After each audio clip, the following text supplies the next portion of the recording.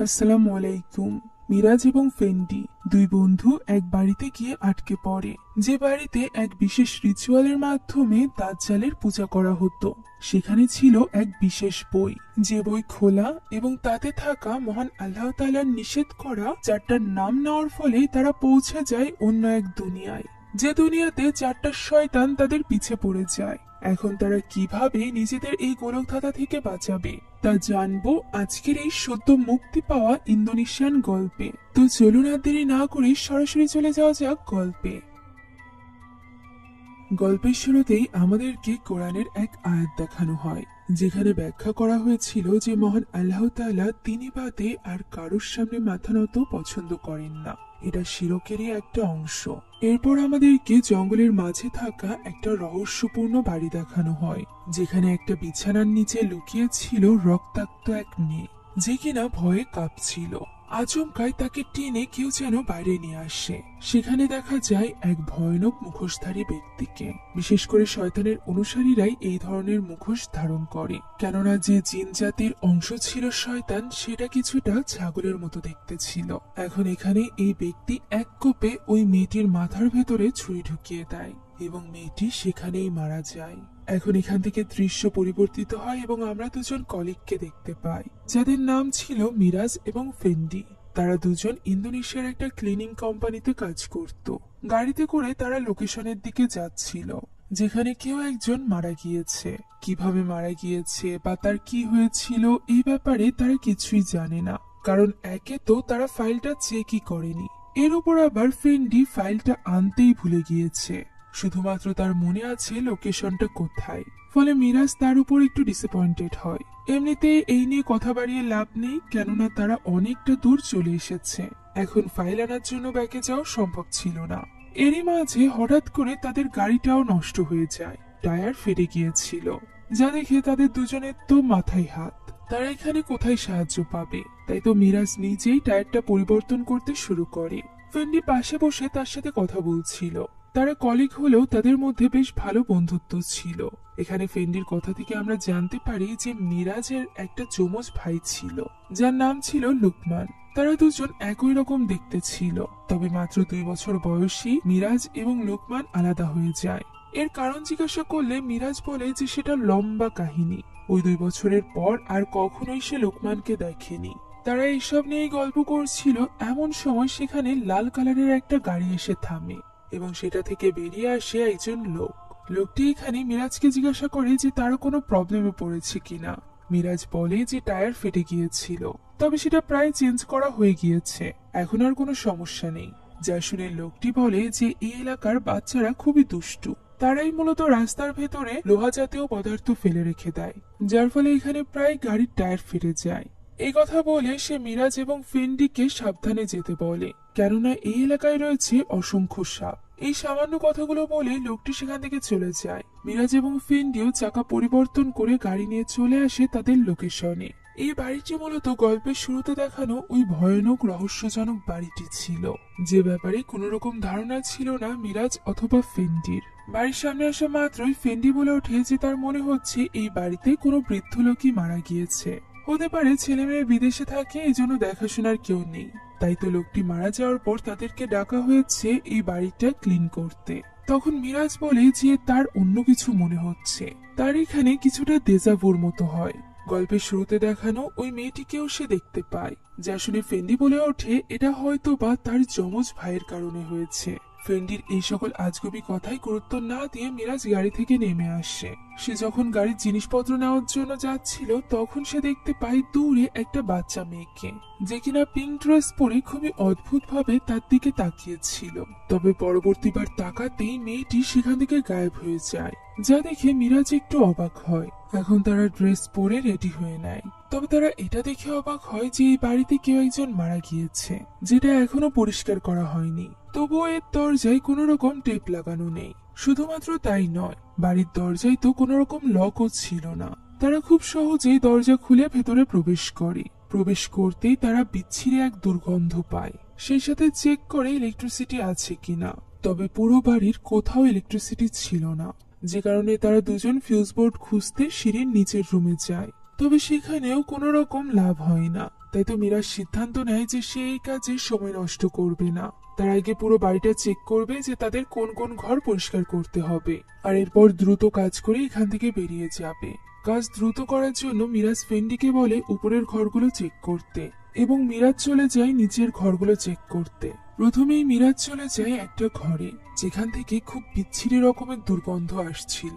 ভেতরে ঢুকতেই সে হতবাক হয়ে যায়, কেননা সেখানে থাকা কার্পেটের উপর মানুষের আকৃতিতে রক্ত লেগে আছে, সেই সাথে ওই রক্তের উপর রয়েছে অসংখ্য পোকা। সেই জিনিসটার ছবি তুলে নিচ্ছিল, এমন সময় পিছ থেকে আওয়াজ আসে, যে কারণে সে সেদিকে চলে যায় এবং একটি ঘরে চলে আসে। ওই ঘরের ভেতরে আরেকটা ছোট্ট রান্নাঘরের মতো ছিল, যেখানে আসার পর মিরাজ লক্ষ্য করে যে সেখানে সুইচ বোর্ড রয়েছে। সেটার ফিউজ ঠিক করার চেষ্টা করছিল। অন্যদিকে আমরা ফেন্ডিকে দেখতে পাই, যে কিনা উপরের রুমগুলোতে চেক করছিল যে সেখানে কিছু আছে কিনা। সে ছোট্ট একটা ক্যামেরা হাতে নিয়ে প্রত্যেকটা রুমে যাচ্ছিল। একটা রুমে গিয়ে সে হতবাক হয়ে যায়, আর এর পরপরই সে মিরাজের কাছে চলে আসে তাকে ডাকার জন্য, কেননা উপরের রুমে তারা একটা সাইট পেয়ে গিয়েছে, অর্থাৎ এমন এক রুম যেখানে কারোর মৃত্যু হয়েছে। যা শুনে মিরাজ একটু অবাক হয়, কেননা নিচেও এমন একটা রুম ছিল। এর মানে কি এই বাড়িতে দুটো মৃত্যু হয়েছে? ফেন্ডি তখন আফসোস করতে থাকে যে সে কিভাবে ফাইলটা আনতে ভুলে গেল। রিপোর্টটা পর্যন্ত তারা পড়েনি। এখন উপরে গিয়ে তার আফসোস আরো বেশি বেড়ে যায়, কেননা এখানকার রক্ত দেখে মনে হচ্ছে এটা যেন তাজা, তবে তার উপর রয়েছে অসংখ্য পোকা।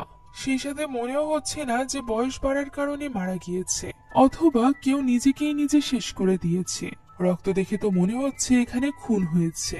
পুরো দেওয়ালে রক্তের ছিটা ছিল, যা দেখে মিরাজ বলে যে সে এরকম কেস এর আগে কখনো দেখেনি। ফেন্ডির তো মনে হচ্ছিল এই রক্ত 2-3 দিনের বেশি আগের হবে না, তবে মিরাজের মতে এত দ্রুত রক্তের উপর এত পোকা হওয়ার কথা না, আবার রক্ত একদম ফ্রেশ ছিল। মিরাজ ফেন্ডিকে বলে অত কিছু না ভেবে দ্রুত কাজ শুরু করতে। ফেন্ডি বলে যে তার আরেকবার ডাবল চেক করা উচিত উপরের রুমগুলো। মিরাজ তাকে ডাবল চেক করতে পাঠায় এবং নিজে অফিসে কল দিয়ে রিপোর্ট নেওয়ার চেষ্টা করে, তবে বাড়ির ভেতরে তো কোনো রকম নেটওয়ার্কই ছিল না। এদিকে রুমগুলো চেক করার সময় ফেন্ডি সেখানে একটা বন্ধ দরজা দেখতে পায়, যেটা খোলার চেষ্টা করে, তবে সেটা খুলছিল না। ফেন্ডি চলে যাচ্ছিল, এমন সময় সে ওই ঘরের ভেতর থেকে কিছু আওয়াজ শুনতে পায়। তাই তো সে ওই দরজার কি হোল দিয়ে ভেতরে দেখার চেষ্টা করে। সে প্রথমে সেখানে কিছু একটা দেখতে পায়, যে কিনা আচমকাই সেখান থেকে সরে যায়, যা দেখে ফেন্ডি অনেকটা ঘাবড়ে যায়। এমন সময় দরজাটি আপনা আপনি খুলে যায় তার সামনে, যার ভেতরে থাকা জিনিসপত্র দেখে ফেন্ডি একেবারেই হতবাক হয়ে যায়। এদিকে মিরাজ যে ঘরে দাঁড়িয়ে ছিল সেই ঘরের বিছানার নিচে সে আওয়াজ শুনতে পায়। সেটা চেক করতে সে দেখতে পায় ছোট্ট একটা ইঁদুর কিছু একটা খাচ্ছে। জিনিসটা কি বোঝার জন্য মিরাজ সেটা হাত দিয়ে তুলে নিয়ে আসে। ওই সময় তার পেছনে আমরা কাউকে দাঁড়িয়ে থাকতে দেখতে পাই, যে কিনা পর মুহূর্তেই গায়েব হয়ে যায়। মিরাজ দেখতে পাই এটা একটা মানুষের আঙুল, তবে ওই আঙুলটি নিচে ফেলে দেওয়ার পরপরই সেখান থেকে গায়েব হয়ে যায়। মিরাজ এইসবের কিছুই বুঝে উঠতে পারছিল না। এমন সময় তাকে ডাক দেয় ফেন্ডি। ফেন্ডির সামনে যে দরজাটি খুলে গিয়েছিল সেটা মূলত একটা ওয়াশরুমের দরজা ছিল। সেখানেও পড়েছিল অনেক রক্ত, সেই সাথে ঝুলে ছিল একটা গলার ফাঁস, যা দেখে তারা বুঝতে পারে যে হয়তো বা এখানে সত্যি মার্ডারের কোনো কেস হয়েছে, যেখানে 3টা ঘরে মৃত্যু হয়েছে। ফেন্ডির ধারণা যে ব্যক্তি এখানে এসে নিজেকে শেষ করে দিয়েছে সেই আগের 2জনকে খুন করেছিল। তবে এত বড় কোনো কেস তারা হ্যান্ডেল করছে এই ব্যাপারে অফিস থেকে তাদের আগে থেকে কিছুই জানানো হয়নি, তাহলে তারা আরো কয়েকজন লোক বেশি করে নিয়ে আসতো। সেই সাথে এর দরজার সামনেও তো ফরেন্সিকের কোনো রকম টেপই ছিল না। যদি এটা মার্ডার কেসই হয়ে থাকবে তাহলে নিশ্চয়ই ফরেন্সিকের লোকেরা এখানে আসবে এবং দরজায় এটা টিপ থাকবে। তাই তারা কি করবে তা কোনো কিছুই বুঝতে পারছিল না। তবে এখনো তো বোঝার সময়ও ছিল না, কেননা সন্ধ্যা প্রায় হয়ে এসেছে। তাদের দ্রুত এই 3টা স্পট ক্লিন করে এখান থেকে চলে যেতে হবে। এই কারণে তারা তড়িঘড়ি করে সব জিনিসপত্র ভেতরে আনতে শুরু করে, যেখানে জেনারেটরের ব্যবস্থাও তারা সঙ্গে করে নিয়ে এসেছিল। এখন তারা ফুল দমে কাজ শুরু করে দেয়। অন্যদিকে আমরা লাইলা নামক একজন মহিলাকে দেখতে পাই, যার কাছে আসে আয়েশা নামক একটা ছোট্ট মেয়ে, যাকে মিরাজ ওই বাড়ির সামনে নামার সময় দেখেছিল। লাইলা হলো আয়েশার দাদি। আয়েশা এখানে তার দাদিকে জানায় যে তোকমাক হাউসে 2জন লোক এসেছে, যা শুনে তার দাদি লাইলা একটু ঘাবড়ে যায়। সে দ্রুত আয়েশাকে ভেতরে আসতে বলে এবং দরজা আটকে দেয়। এদিকে সন্ধ্যা গড়িয়ে অন্ধকার নেমে এসেছিল। একসাথে কাজ করছিল মিরাজ এবং ফেন্ডি। হঠাৎই মিরাজ উপরের রুম থেকে কিছু একটা পড়ার আওয়াজ শুনতে পায়। মিরাজ তখন ফেন্ডিকে ডাক দেয় এবং জিজ্ঞাসা করে সেও কি একই আওয়াজ শুনেছে। তবে ফেন্ডি তো কানে ইয়ারফোন লাগিয়ে পরিষ্কার করছিল, যে কারণে সে কিছুই শুনতে পায়নি। সে তো বরং মিরাজের সাথে মজা করতে থাকে যে এই বাড়িতে ভূত আছে। তবে মিরাজ তো নিশ্চিত ছিল যে সে ঠিকই উপর থেকে আওয়াজ শুনেছে, তাই সে নিজেই চলে যায় এই সব কিছু চেক করার জন্য। প্রত্যেকটা রুম সে চেক করছিল। ওই সময় তার পেছন থেকে আমরা কাউকে হেঁটে চলে যেতে দেখতে পাই, যে ব্যাপারটা মিরাজও অনুভব করতে পারে। তখনই দৃশ্য পরিবর্তিত হয় এবং আমরা ইসাক নামের একজন লোকের বাড়ির দৃশ্য দেখতে পাই, যে কিনা নামাজ শেষ করে কোরআন তেলাওয়াত করছিল। এই সময়ে তার ফোনে বারবার রিং হচ্ছিল, কেউ যেন বিপদে পড়ে তাকে কল করেছে। তবে ফোন সাইলেন্ট থাকায় সে কিছুই টের পায় না। এদিকে ফেন্ডি চাইছিল একটু সময় বিশ্রাম করে নিতে, তবে মিরাজ চাইছিল দ্রুত কাজ শেষ করে এখান থেকে বেরিয়ে যেতে, কেননা তার কিছু একটা খারাপ অনুভব হচ্ছিল। অল্প একটু সময় বিশ্রাম নিয়েই তারা আবারও কাজে লেগে পড়ে। মিরাজ নিচের ঘর পরিষ্কার করছিল, অন্যদিকে ফেন্ডি গিয়েছিল উপরের ঘর পরিষ্কার করতে। এখানে হঠাৎই পেছাতে থাকা কার্পেটে তার পা লাগে এবং সে কার্পেটের নিচে কিছু একটা সাইনের মতো দেখতে পায়। কার্পেটটা সরাতেই সে দেখতে পায় সেখানে পেন্টাগনের মতো সাইন আঁকা।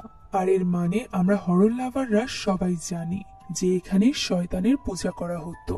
এখন সেখানে থাকা একটা আলমারির ভেতর থেকে একটু আওয়াজ হয়ে ওঠে, যা দেখে ফেন্ডি চলে যায় আলমারির ভেতরে কি আছে তা দেখার জন্য। সেখানে ছিল অসংখ্য কালো জাদুর জিনিস। সেখানে থাকা প্রত্যেকটা জিনিস ইঙ্গিত করছিল শয়তানের দাজ্জাল রূপের দিকে, যা দেখে ফেন্ডি হতবাক হয়ে যায়। তবে অবাক করা বিষয় হলো ফেন্ডি এত বেশি কৌতূহলী ছিল যে সে সেখানে থাকা একটা বক্স বের করে নেয় এবং কোনো কিছু না ভেবেই সেটা খুলতে আরম্ভ করে। এই বক্সের ভেতরে ছিল লাল মোমবাতি সহ কালো জাদুর বিভিন্ন জিনিসপত্র। সবকিছু একে একে বের করে ফেন্ডি। সবার নিচে ছিল লাল পলিথিনে আটকানো একটা বই। কোনো কিছু না ভেবেই ফেন্ডি ওই লাল বইটিকে বের করে নেয় এবং সেটার পলি খুলে ফেলে। বইটি দেখে বোঝাই যাচ্ছিল যে এটা কোনো রিচুয়াল অর্থাৎ কালো জাদুর বই। বইটি বের করতেই ফেন্ডির হাত কেটে যায় এবং এক ফোঁটা রক্ত গিয়ে পড়ে বইটিতে থাকা ওই কঙ্কালের মুখের উপর। এই ব্যাপারেও কোনো রকম গুরুত্ব না দিয়ে ফেন্ডি ওই বইটি খুলে দেখতে শুরু করে, যেখানে বিভিন্ন রকমের জিন প্রজাতির ব্যাপারে বলা ছিল। সেখানে থাকা এক ডিমনের নাম সে উচ্চারণ করে। ডিমন বলতে মূলত সেই সকল জিনদেরকে বোঝায় যারা কিনা শয়তানের অনুসারী। বালজিবাক নামটি নেওয়া মাত্রই ঘরের লাইট অফ হয়ে যায়, বাতাস বইতে শুরু করে, দরজা আপনা আপনি খুলে যায়। অঘটনের কোনো কিছু যেন মিরাজ নিচে থেকেই বুঝতে পারে, তাই সে উপরে চলে আসে ফেন্ডি কোথায় তা দেখার জন্য। ফেন্ডি এদিকে কোনো একটা আওয়াজ শুনে রুম থেকে বেরিয়ে আসে। তারা দুজনে একটু কনফিউজড হয়ে যায় এই আওয়াজের কারণে। তাদের মনে হচ্ছিল বাড়ির ভেতরে আবার কেউ প্রবেশ করলো না তো। এ কারণে তারা নিচে চলে যায় মেন দরজা চেক করতে। সেখানে গিয়ে তারা দেখতে পায় মেন দরজাটি খোলা। মিরাজের মনে হচ্ছিল নিশ্চয়ই এখানে কোনো ঝামেলা আছে। তার প্রথম থেকেই ব্যাড ফিলিং হচ্ছে। কয়েকবার সে আপনা আপনি হওয়া আওয়াজও শুনেছে, যা শুনে ফেন্ডি অনেকটা ভয় পেয়ে যায়। তাই তো তারা মেন দরজাটি আটকে উপরে চলে যাচ্ছিল দ্রুত ক্লিন করে, যাতে তারা এই বাড়ি থেকে বের হতে পারে। তখনই হঠাৎ করে নিচের ওই ঘর থেকে আওয়াজ আসতে শুরু করে, যে ঘর তারা দুজন সবার আগে পরিষ্কার করেছিল, অর্থাৎ মার্ডার হওয়া ওই ঘরটি। সেখানে যেতেই তারা হতবাক হয়ে যায়, কেননা ঘরটির জিনিসপত্র সেই সাথে রক্তের দাগ আবারও ফিরে এসেছিল। তারা যেভাবে যা পরিষ্কার করেছিল সবই যেন আবারও উল্টো হয়ে গিয়েছে, যা দেখে ভয়ে ফেন্ডির অবস্থা তো বেশ খারাপ হয়ে যায়। মিরাজ তখন বলে তাদের দ্রুত এই বাড়ি থেকে বের হতে হবে। তারা উপরে যাবে এবং নিজ নিজ ব্যাগ নিয়ে এখনই এই বাড়ি থেকে বেরিয়ে যাবে। ফেন্ডি জিজ্ঞাসা করে লাইট এবং অন্যান্য জিনিসপত্রের কি হবে। উত্তরে মিরাজ বলে কাল সকালে তারা এসে এগুলো নিয়ে যাবে। এই কথা বলে তারা যখন উপরের রুমে যায় তখন তারা হতবাক হয়ে যায়, কেননা সেখানে মিরাজের ব্যাগ যে রুমে ছিল সেই রুমের জিনিসপত্র আবারও আগের মতো পজিশনে চলে গিয়েছিল, অর্থাৎ ফ্লোরে রক্ত এবং তার উপর চলতে থাকা পোকা। এটা দেখে তারা আরো বেশি ঘাবড়ে যায় এবং চলে যায় ফেন্ডির ব্যাগ নিতে। ফেন্ডির ব্যাগটি ছিল ওই ঘরে যে ঘরে ফেন্ডি ওই বইটি পেয়েছিল। এই ঘরটি মিরাজ আগে দেখেনি, তাই এই ঘরের ভেতরে ওই সিম্বল দেখে সে হতবাক হয়ে যায়। সেই সাথে ওই বইটিও দেখতে পায়। তখন ফেন্ডি বলে যে সে পরিষ্কার করতে করতে এই ঘরটি খুঁজে পেয়েছিল যখন এই ঘরের আলমারি থেকে আওয়াজ আসছিল। এখানে থাকা এই পেন্টাগনের সাইন দেখে মিরাজ বুঝে ফেলে যে এই সাইনটা মূলত শয়তানের পূজার জন্য করা হয়। যা শুনে ফেন্ডি বলে যে এই কারণেই এই লাল মোমবাতি, সেই সাথে শয়তানের পূজার জন্য মূর্তি টূর্তি সবকিছু রয়েছে এখানে। সেই সাথে রয়েছে লাল প্লাস্টিকে বেচানো ওই বইটি, যেটার প্লাস্টিক সে খুলে ফেলেছে। যা শুনে মিরাজ জিজ্ঞাসা করে যে সে ওই বইটি আবার পড়েনি তো। ফেন্ডি এখানে ভয়ে মিথ্যা বলে যে সে ওই বইয়ের কিচ্ছুই পড়েনি। যা শুনে মিরাজ বলে তাদের দ্রুত এই বাড়ি থেকে বের হতে হবে। তারা দ্রুত চলে যায় মেন দরজার কাছে। তবে মেন দরজায় হাত লাগাতেই তাদের হাত পুড়ে যায়। শুধুমাত্র মেন দরজাই না, জানালার লকেও তারা হাত লাগাতে পারছিল না। আগুনে পোড়ার মতো যন্ত্রণা হচ্ছিল তাদের। যা দেখে মিরাজ বুঝতে পারে যে ফেন্ডি নিশ্চয়ই ওই বই পড়েছে। ফেন্ডিও এখানে স্বীকার করে নেয় যে সে একটা ওয়ার্ডই পড়েছিল। যা শুনে মিরাজ বুঝে যায় যে নিজের অজ্ঞাতবশতই ফেন্ডি কোন এক শয়তান জিনকে ডেকে এনেছে।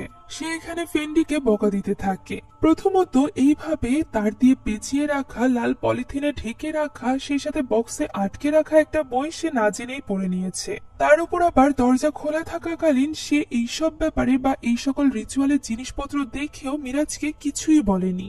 তাহলে তারা তখনই পালিয়ে যেতে পারত, দরজা বন্ধ করে নিজেদের জন্য আর বিপদ ডেকে আনতো না। একটু মাথা ঠান্ডা হওয়ার পর সে জিজ্ঞাসা করে ফেন্ডি কোন ওয়ার্ডটা পড়েছিল। উত্তর শোনার পর মিরাজ তাকে জিজ্ঞাসা করে যে সে সিগিল অফ বাফোমেটের ব্যাপারে জানে কিনা। এটা এমন এক সংঘ যারা কিনা কালো জাদু করে। তারা শুধুমাত্র শয়তানের পূজাই করে না, বরং শয়তানকে সশরীরে এই পৃথিবীতে আনার চেষ্টা করে যাচ্ছে, তাও আবার দাজ্জালের রূপে। এখন বোকাশোকা ফেন্ডি আবারও তাকে উল্টোপাল্টা আইডিয়া দিতে থাকে যে তারা এই বই অনুযায়ী যদি রিচুয়াল ঠিকঠাক ভাবে পালন করে তাহলে হতে পারে জিনিসপত্র আবারও নর্মাল পজিশনে চলে যাবে। অর্থাৎ এই রিচুয়াল পূর্ণ হওয়ার সাথে সাথে সবকিছু আবারও নর্মাল হয়ে যাবে। এরপর হয়তোবা তারা এই বাড়ি থেকে মুক্ত হতে পারবে। রিচুয়াল পূর্ণ হলে হয়তোবা যে শয়তান জিনকে সে ভুলবশত ডেকে ফেলেছে সে আবারও ফিরে যাবে। মিরাজ তার কথা একদমই মানতে চাইছিল না, তবে এই ব্যাপারে চেষ্টা করা ছাড়া তাদের কাছে আর কোনো উপায়ও ছিল না। তারা এই বাড়িতে পুরোপুরিভাবে ফেঁসে গিয়েছিল, তাই হাতে হাত রেখে বসে থাকলেও তো চলবে না। এর উপর আবার ফেন্ডির বিশ্বাস ছিল যে তারা একমাত্র এইভাবেই এই বাড়ি থেকে বের হতে পারবে। এখন ওই সময় আমরা ইসাকের বাড়ির দৃশ্য দেখতে পাই, যে কিনা এই গ্রামেরই একজন ইমাম ছিল। তার কাছে গিয়ে পৌঁছায় লাইলা, হ্যাঁ আয়েশার দাদি লাইলা। সেই এতক্ষণ যাবৎ ইসাককে কল করে চলেছিল, যখন থেকে সে আয়েশার মুখে শুনেছিল যে ওই বাড়িতে দুজন লোক প্রবেশ করেছে। এখন লাইলার মুখে বিপদের কথা শুনে ওস্তাদ ইসাক তৈরি হওয়ার জন্য চলে যায়। অন্যদিকে বাড়ির সিচুয়েশন আরো বেশি খারাপের দিকে যাচ্ছিল, কেননা শেষমেশ মিরাজও এবার রাজি হয়ে গিয়েছিল ফেন্ডির এই অদ্ভুত বুদ্ধি কাজে লাগাতে। তারা দুজন মিলে রিচুয়াল করতে শুরু করে। ফেন্ডি গিয়ে বসে ওই সার্কেলের ভেতরে। লাল মোমবাতিগুলো সে জ্বালিয়ে নেয় ঠিক বইয়ে যেমন ভাবে লেখা ছিল ঠিক সেইভাবে। আর এরপর মিরাজ তাকে রিচুয়ালের বই থেকে সকল নিয়ম বলতে থাকে, যে নিয়ম অনুসারে রিচুয়াল করতে চলেছিল ফেন্ডি। বইয়ে লেখা ছিল এই রিচুয়াল কমপ্লিট হলেই তারা মুক্ত হয়ে যাবে। তবে তারা কিসের থেকে মুক্ত হবে এ ব্যাপারে বইতে কিছুই লেখা ছিল না। ফেন্ডির মনে হচ্ছিল তারা এই বাড়ি থেকে মুক্ত হবে, তাই সে প্রথমেই বইয়ে লেখা নিয়ম অনুযায়ী নিজের হাত কেটে রক্ত বের করে নেয়। তার একটা ফোঁটা ব্যবহার করে সে বইটি ওপেন করে, আর এরপর একে একে শয়তানের ওই 4টা ঘৃণিত নাম নিতে থাকে, যেগুলো নেওয়া ইসলামে নিষিদ্ধ রয়েছে, যার একটা নাম আমি প্রথমেই বলে ফেলেছিলাম। এখন এই নামগুলো নেওয়ার সময় একে একে আমরা দেখতে পাই ওই শয়তানি শক্তি বাড়ির ভেতরে প্রবেশ করছে। হঠাৎই ফেন্ডি দেখতে পাই ওই মেয়েটিকে, যাকে আমরা গল্পের শুরুতে দেখেছিলাম, যে রক্তাক্ত অবস্থায় দরজার সামনে দিয়ে পালিয়ে যাওয়ার চেষ্টা করছিল। তবে মিরাজ তাকে দেখতে পায় না।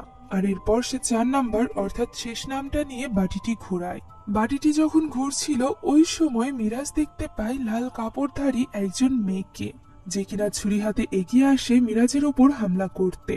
তবে তার আগে রিচুয়ালটি সম্পন্ন হয়, কেননা বাটিটি থেমে গিয়েছিল এবং মিরাজ আর ফেন্ডি দুজনই অজ্ঞান হয়ে যায়। চারপাশের মোমবাতিগুলো নিভে যায়। কিছুক্ষণ পর তাদের দুজনেরই জ্ঞান ফিরে আসে। মিরাজ ওই মহিলাটিকে খুঁজছিল, যে কিনা তার উপর হামলা করতে এসেছিল। ফেন্ডির মতে রিচুয়াল শেষ হওয়ার সাথে সাথে তারা অজ্ঞান হয়ে গিয়েছিল।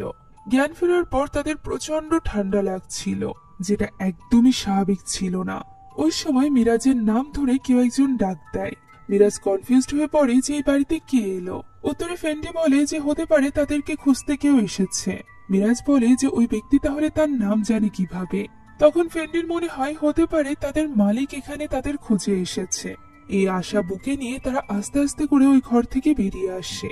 যেহেতু তারা নিচে চলে এসেছে তাই ফেন্ডি মিরাজকে বলে যে তারা চাইলে দরজাটি একবার চেক করে দেখতে পারে যে তারা এখন বাইরে যেতে পারবে কিনা।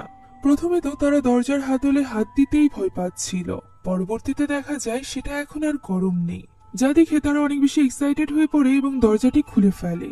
কিন্তু সামনে তাকাতেই তারা হতবাক হয়ে যায়, কেননা বাইরে যেমনটি ছিল তেমনটি নেই, পরিণত হয়েছে এক অন্য জগতে।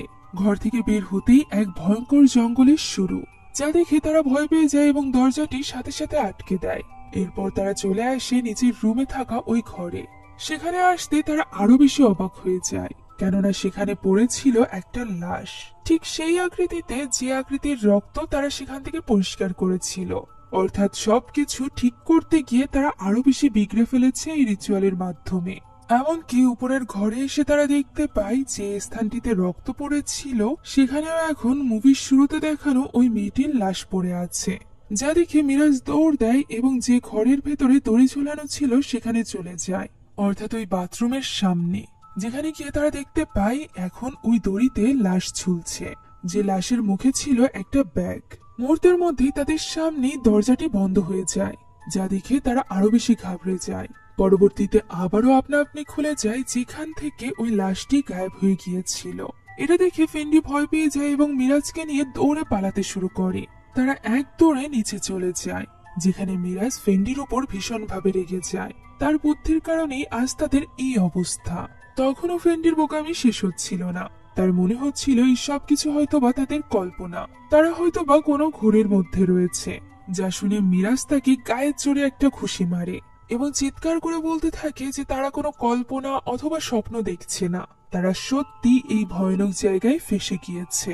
এ কথা বলতে বলতে মিরাজ একটু শান্ত হলে ফেন্ডি তাকে বলে সে কোনো কিছুই ইচ্ছা করে করেনি, সে যে সকল বুদ্ধি দিয়েছিল সবকিছুই সে ভালো মানসিকতা থেকে দিয়েছিল, সে বুঝতে পারেনি সিচুয়েশন এত খারাপ হয়ে যাবে। তখনই হঠাৎ নিচের ওই লাশের ঘর থেকে আওয়াজ হয়ে ওঠে। ফেন্ডি বলে ওঠে যে লাশ তো নিচে থেকে নড়তে পারে না। তবুও চেক করার জন্য তারা আস্তে আস্তে করে ওই ঘরে যায়, যেখানে গিয়ে তারা দেখতে পায় ওই লাশ গায়েব হয়ে গিয়েছে, যা দেখে এবার তারা বুঝতে পারছিল না যে লাশ কোথায় গেল। ফেন্ডির মনে হচ্ছিল যে এই বাড়িতে আর কেউ আছে। তখন মিরাজ তাকে বলে যে না, তারা মূলত অন্য জগতে চলে এসেছে, কেননা ওই বইতে দরজা খুলে যাওয়ার কথা লেখা ছিল। এর মানে তারা ওই রিচুয়ালের মাধ্যমে অন্য কোনো জগতের দরজা খুলে দিয়েছে। তখনই সে দেখতে পায় জানালার বাইরে মাথায় একটা ছুরি নিয়ে ওই লাশটি হেঁটে বেড়াচ্ছে, যে লাশটি এতক্ষণ এখানে পড়েছিল। তারা এটা দেখে ঘাবড়ে গিয়ে দরজা থেকে বের হতেই আচমকা ওই লোকটি তাদের উপর হামলা করে বসে, যাকে আমরা গল্পের শুরুতে ওই মেয়েটিকে মেরে ফেলতে দেখেছিলাম, অর্থাৎ ভয়ঙ্কর মুখোশ পরা ওই লোকটি, যার কাছ থেকে পালাতে গিয়ে মিরাজ এবং ফেন্ডি দুজনে আলাদা হয়ে যায়। ফেন্ডি ওই লাশ ঝুলতে থাকা বাথরুমের ঘরে চলে আসে। অন্যদিকে মিরাজ গিয়ে লুকিয়ে পড়ে রান্নাঘরে। সেখানে সে একটি কাচের বোতল ভেঙে সেই কাচের টুকরোটি হাতে রেখে দেয়। অন্যদিকে বাথরুমে ঝুলতে থাকা ওই লাশকে দেখে ফেন্ডি অন্য এক বাথরুমে এসে লুকিয়ে পড়েছিল। তখনই সেখানে আমরা কারোর একটা রক্তাক্ত পা দেখতে পাই, যে কিনা আস্তে আস্তে করে ফেন্ডির দিকে এগিয়ে যাচ্ছিল। এটা গল্পের শুরুতে দেখানো ওই মেয়েটির লাশ ছিল, যে কিনা প্রথমে ওই বাথরুমের দরজা খোলার চেষ্টা করে। দরজা লক থাকায় এবার সে নিজের মাথা দিয়ে আঘাত করতে থাকে ওই দরজায়, ফলে ফেন্ডি অনেক বেশি ভয় পেয়ে যায়। একটা সময় ওই আঘাতের আওয়াজ বন্ধ হয়ে যায়। তখন ফেন্ডি সাহস করে নিজের সামনে থেকে ওই পর্দা সরাতেই নিজের সামনে ওই রক্তাক্ত মেয়েটিকে দেখতে পায়, যে কিনা হামলে পড়ে ফেন্ডির উপর। তার মুখ থেকে বেরিয়ে ফেন্ডির উপর পড়তে থাকে রক্ত, যার ফলে ফেন্ডি চিৎকার করতে থাকে। এক পর্যায়ে ওই মেয়েটি গায়েব হয়ে যায়।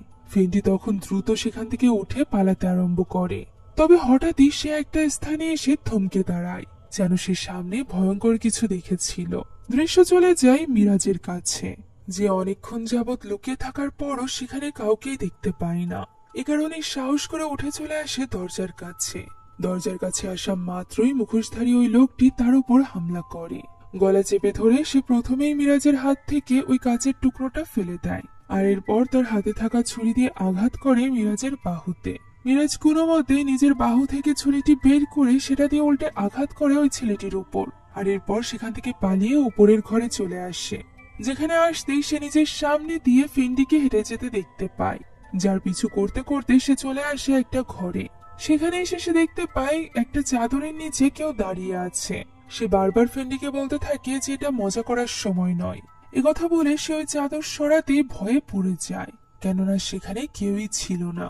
সে দ্রুত ওই ঘর থেকে বেরিয়ে যাচ্ছিল, এমন সময় হঠাৎই সে থমকে দাঁড়ায়, কেননা তার সামনে ছিল মাথায় ছুরি ঢোকানো ওই লাশটি। এর মানে হলো একে একে এই বাড়িতে থাকা সবগুলো লাশ জীবিত হয়ে উঠছিল। এখন ওই সময় আচমকাই ফেন্ডি মিরাজকে মুখ চেপে ধরে ঘরের ভেতরে নিয়ে আসে। ফেন্ডির পুরো শরীরে রক্ত দেখে মিরাজ জিজ্ঞাসা করে তার কি হয়েছে। ফেন্ডি তাকে সবকিছু খুলে বলে, মিরাজও তাকে সবকিছু খুলে বলে। মিরাজ বুঝতে পারছিল যে এইভাবে তারা বেশিক্ষণ বাঁচতে পারবে না, তাদের বাঁচতে হলে আসল জগতে ফিরে যেতে হবে। যেহেতু বইয়ের ওই রিচুয়ালের মাধ্যমে তারা এই জগতে ফেসে গিয়েছে, তাই এই কারণে তাদের আগে ওই বইটি খুঁজে বের করতে হবে এবং সেটা পুড়িয়ে ধ্বংস করে ফেলতে হবে। ফেন্ডির কাছে লাইটার ছিল, যেটা নিয়ে তারা দুজন আস্তে আস্তে করে চলে যায় অ্যাটাচড বাথরুমওয়ালা ওই রুমে, যে রুমের ভেতরে ছিল ওই বইটি, অর্থাৎ রিচুয়াল করার ওই রুমে।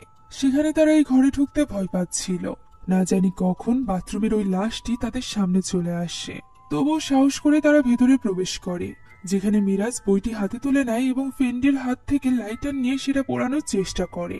তবে একটু আগেও যে লাইটার একদম ঠিক ছিল তা এখন জ্বলছিল না, যা দেখে মিরাজ বলে তাদের দ্রুত রান্নাঘরে গিয়ে এটা জ্বালিয়ে দিতে হবে। তবে তারা বের হওয়ার আগেই ঘরের দরজাটি আপনা আপনি বন্ধ হয়ে যায়। তখনই বাথরুমে থাকা ওই লাশটি হাওয়ায় ভাসতে ভাসতে তাদের কাছে চলে আসে এবং মিরাজের দিকে মুখ ঘুরিয়ে তার নাম ধরে ডাক দেয়, যা শুনে তারা দুজনেই ঘাবড়ে যায়। তবে সেখানে কেউই ছিল না, তাই তারা ভয়ে ভয়ে দরজা খোলে এবং রান্নাঘরে যাওয়ার জন্য সিঁড়ি দিয়ে নামতে থাকে। হঠাৎই তারা নিচে ওই মেয়েটির লাশ দেখতে পায়, যে কিনা তাদের দিকেই তাকিয়ে পড়ে, যা দেখে তারা ঘাবড়ে যায় এবং উল্টো দিকে দৌড়াতে শুরু করে। এর ফলে ফেন্ডি এবং মিরাজ আবারও আলাদা হয়ে যায়।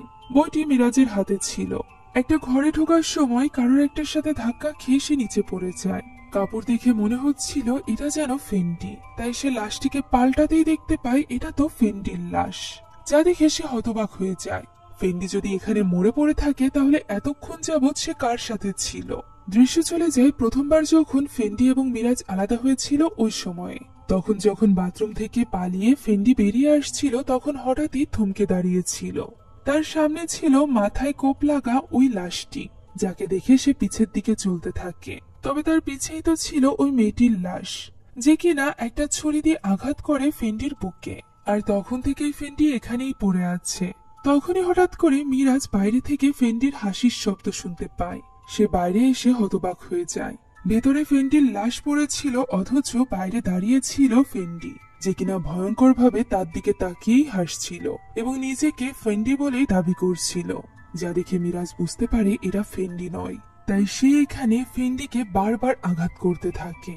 এক পর্যায়ে তো সে ফেন্ডির মাথা পর্যন্ত বাঁকিয়ে ফেলে, যা পরবর্তীতে মিরাজের সামনেই আবারও ঠিক হয়ে যায় এবং লাল চোখ নিয়ে বারবার হাসতে থাকে, যা দেখে এবার মিরাজ দৌড়ে পালাতে শুরু করে, যেখানে এই ভয়ানক ফেন্ডি তার পিছু করছিল।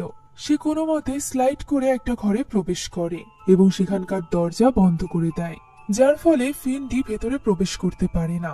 কিছুক্ষণ পর সে দরজা ধাক্কানো বন্ধ করে দেয়। ধাক্কানোর শব্দ বন্ধ হতে দেখে মিরাজ যখন একটু স্বস্তি নিচ্ছিল, তখনই হঠাৎ করে ঘরের দরজাটি আপনা আপনি খুলে যায় এবং প্রবেশ করে মাথায় ছুরি থাকা ওই লাশটি, যেটা মিরাজ আয়নায় দেখেছিল। তবে খালি চোখে তাকে দেখা যায় না। পরক্ষণেই আমরা দেখতে পাই ওই লাশটি মিরাজের পাশে এসে দাঁড়িয়েছে। তবে সে কোনো রকম আক্রমণ করার আগেই মিরাজ তাকে একটা ঘুষি মারে, যার ফলে লাশটি নিচে পড়ে যায়। মিরাজ বুঝতে পারে এই লাশগুলো মূলত জম্বির মতো, তাই সে প্রথমে ওই লাশটির মাথা থেকে কোড়ালটা নিয়ে নেয় আর এরপর সেটা দিয়ে কোপাতে থাকে লাশটিকে। এরপর যখন লাশটি নির্জীব হয়ে যায়, তখন সে দরজা খুলে বাইরে আসে। যখনই ফেন্ডির ওই ভয়ানক রূপ তার উপর আক্রমণ করতে যাবে, তখনই সে ওই কোড়ালটি ঢুকিয়ে দেয় ফেন্ডির মাথায়, যার ফলে সে সেখানেই পড়ে যায়। মিরাজও এবার মুক্তি পায় ভয়ানক ওই ফেন্ডির হাত থেকে। এরপর সে চলে আসে যে স্থানে আসল ফেন্ডি এবং ওই বইটি পড়েছিল সেখানে। সে ওই বইটি তুলে নেয় আর এরপর সে ফেন্ডির রুর মাগফিরাত কামনা করে। সে এবার বইটি নিয়ে যেতে চাইছিল রান্নাঘরে, যাতে করে এটি সে পুড়িয়ে ফেলতে পারে। তবে সিঁড়ি দিয়ে নামতেই ওই মুখোশধারী লোকটি তার উপর আক্রমণ করে এবং পাশের ঘরের ভেতরে তাকে ফেলে দেয়, যেখানে সে ওই মৃত মেয়েটির জীবিত লাশ দেখে অনেক ঘাবড়ে যায় এবং দরজা খুলে পালাতে চায়। তবে দরজাটি তো লক হয়ে গিয়েছিল। এদিকে ওই মেয়েটিও নিজের জায়গা থেকে গায়েব হয়ে গিয়েছিল। সে চলে এসেছিল মিরাজের পেছনে। সে মিরাজের গলা চেপে ধরে। তখন মিরাজ কোনো মতে ওই বইটি হাত বাড়িয়ে হাতের নাগালে নেয়, আর এরপর ওই বই দিয়ে আঘাত করে মেয়েটিকে প্রথমে ফেলে দেয়। এরপর বইটি দিয়ে আঘাত করতে করতে সে মেয়েটির মাথা ফাটিয়ে ফেলে। সে মূলত ফেন্ডির মৃত্যুর পর একদমই ফ্রাস্ট্রেটেড হয়ে পড়েছিল, তাই এবার সে ওই বইটি নিয়ে চলে যায় রান্নাঘরে। তবে সেখানে গ্যাসের চুলা একদমই জ্বলছিল না, যার ফলে সে রাগের মাথায় চিৎকার চেঁচামেচি করতে থাকে। তখনই মুখোশ পরা ওই ছেলেটি পেছন থেকে তার গলা চেপে ধরে এবং তাকে টেনে নিয়ে যায় ডাইনিং রুমে। সেখানে সে মিরাজের ওপর আঘাত করতে থাকে, যার ফলে মিরাজের প্রচন্ড কষ্ট হচ্ছিল। তখন ছেলেটি তার গলা চেপে ধরে তাকে হাওয়ায় তুলে নেয় এবং দূরে ছুঁড়ে ফেলে। সেখানে গিয়ে সে আবারও মিরাজকে তুলে নেয় এবং তার পেটে ছুরি ঢুকিয়ে দেয়। তাকে এইভাবে কষ্ট দিয়ে মারতে যেন ওই শয়তান ভীষণ মজা পাচ্ছিল। সে এবার ছুরি নিয়ে মিরাজের চোখের ভেতরে ঢুকাতে চাইছিল। মিরাজ এক হাত দিয়ে কোনো মতে আটকে রেখেছিল এবং চিৎকার করছিল বাঁচার জন্য। তখনই কিছু একটা হয়ে যায়। দৃশ্য চলে আসে আসল জগতে, অর্থাৎ মানুষের জগতে, যেখানে মিরাজ পুরোপুরি ভাবে পজেস ছিল এবং তার উপর রুকিয়া করছিল ইসাক। ইসাক এবং লাইলা মূলত সময় থাকতেই ওই বাড়িতে চলে এসেছিল, যাতে করে ওই দুইজনকে অর্থাৎ মিরাজ এবং ফেন্ডিকে তারা বাঁচাতে পারে। তারা মূলত অন্য জগতে গিয়েছিল এবং সেখানেই ওই জিন কোনোভাবে তাদের আত্মাকে নিজের বশীভূত করতে চাইছিল। তবে মিরাজের ক্ষেত্রে সে এটা করতে পারে না। তার আগেই ইসাক তাকে রুকিয়া করে সুস্থ করে ফেলে, যেখানে মিরাজ তার বন্ধুর নাম নিলেই ইসাক নিশ্চিত হয়ে যায় যে মিরাজ এখন আসল পৃথিবীতে ফিরে এসেছে। তখন লাইলা বলে যে মিরাজ ঠিকঠাক ভাবে ফিরে এলেও ফেন্ডির অবস্থা ভালো না, তাকে বাঁচাতে হলে তাদেরকে ওই জগতে যেতে হবে। যা শুনে ইসাক চিন্তায় পড়ে যায়। এদিকে আমরা ফেন্ডিকে দেখতে পাই, যার ওই জগতে জ্ঞান ফিরে এসেছিল। মূলত মিরাজ মনে করেছিল ফেন্ডি মারা গিয়েছে, তবে আঘাত পেয়ে ফেন্ডি শুধুমাত্র অজ্ঞানী হয়েছিল। জ্ঞান ফেরার পর সে আস্তে আস্তে করে সিঁড়ি দিয়ে নেমে আসে এবং চারিদিকে মিরাজকে খুঁজতে থাকে। তবে মিরাজ তো অলরেডি এই দুনিয়া থেকে বেরিয়ে গিয়েছে। সে যখন রান্নাঘরের দিকে যায় মিরাজকে খুঁজতে খুঁজতে, তখনই তার উপর হামলা করে মুখোশ পরা ওই লোকটি। সে তাকে তাড়া করে এনে আঘাত করে ফেলে দেয়, আর এরপর তাকে পুরোপুরি ভাবে মেরে ফেলার জন্য তাকে ছুরি দিয়ে আঘাত করতে চায়। ফেন্ডি আপ্রাণ চেষ্টা করছিল লোকটির হাত থেকে বাঁচার। তখনই সে সাইডে লাইলাকে দেখতে পায়, যে কিনা তাকে হাতের ইশারায় দ্রুত ওইদিকে যেতে বলছিল। অর্থাৎ এটাই ছিল এই দুনিয়া থেকে বের হওয়ার রাস্তা। তখনই লাইলার সাথে চলে আসে ইসাক, যে কিনা আয়াতুল কুরসি পড়তে আরম্ভ করে। আয়াতুল কুরসি পড়া মাত্রই ওই শয়তান জিনের মুখোশে যেন আগুন ধরে যায়, সেটা থেকে ধোঁয়া বের হতে শুরু হয়। ফলে ওই লোকটিরও কষ্ট হতে থাকে। যে সুযোগ নিয়ে ফেন্ডি দ্রুত সেখান থেকে পালিয়ে চলে আসে ইসাক এবং লাইলার কাছে। তখন ইসাক এবং লাইলা তাকে নিয়ে চলে আসে আসল দুনিয়াতে।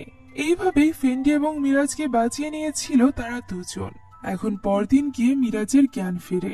যখন সে লাইলার বাড়িতে ছিল, সেখানে তাকে উঠে বসতে দেখে আয়শা দৌড়ে গিয়ে লাইলাকে এই ব্যাপারে জানায়। তখন আস্তে আস্তে ঘর থেকে বেরিয়ে আসে মিরাজ। সে লাইলা এবং আয়শাকে দেখতে পায়, তবে সে ফেন্ডি ঠিক আছে কিনা এটা জানতে চাইছিল। তাই তো লাইলার ইশারায় সে চলে যায় ফেন্ডির ঘরের কাছে। সেখানে দরজা খুলে সে দেখতে পায় ফেন্ডি তো নিশ্চিন্তে ঘুমাচ্ছে, যা দেখে সে একটু স্বস্তি পায় এবং সোফায় গিয়ে বসে।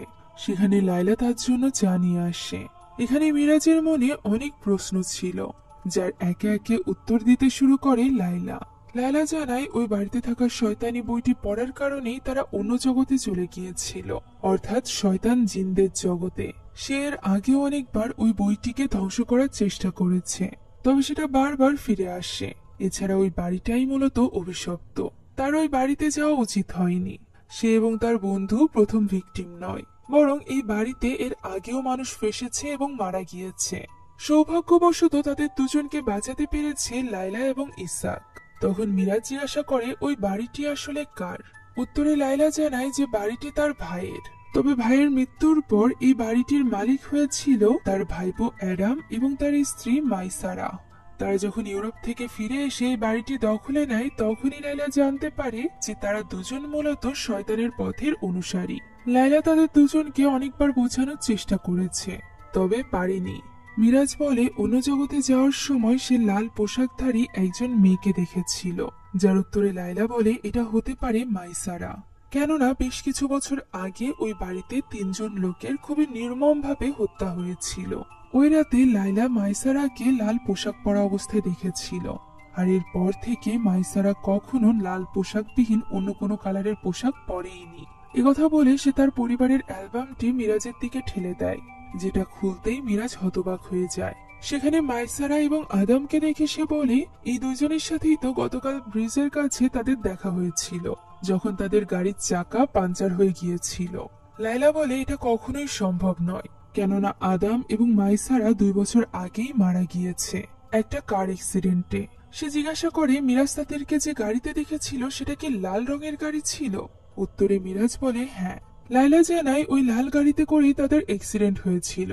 দৃশ্য চলে যায় গতকালে। অ্যাডাম যখন তাদের সাথে কথা বলার সময় হাত মিলিয়েছিল তখনই সে তাদেরকে হিপনোটাইজ করে ফেলেছিল, যার ফলে মিরাজ এবং ফেন্ডি দুজনই ভুলে গিয়েছিল তাদের কোথায় যেতে হবে। এর বদলে অ্যাডাম তাদেরকে তার বাড়ির ঠিকানা দিয়েছিল। এরপর সে ফেন্ডিকে আলাদাভাবে বলেছিল সে যেন ওই বাড়িতে প্রবেশ করে ওই বইটি ওপেন করে এবং সেখানে থাকা ওয়ার্ডগুলো উচ্চারণ করে, সেই সাথে রিচুয়ালও করে।